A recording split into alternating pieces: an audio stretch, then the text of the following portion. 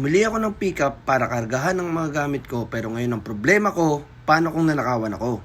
Kaya naman sa video na to, ipapakita ko sa inyo kung ano ba yung solusyon. Meron tayong Ford Ranger 2023. Lagay si client ng steel aluminum canopy. Pura kapag na-deliver na yung canopy. Nakatanggal na lahat ng fashion bar niya at yung roller lid. So ayan, tapos na ang steel canopy natin. Naka-install na talaga. Kung mapapansin nyo dito sa taas, meron lang nakaabang. So kung ano yung gusto nyong i-mount dyan, RTT o kaya awning, may abang na. Tapos ito, bubuksan natin. Pak! Boom! May lock yan.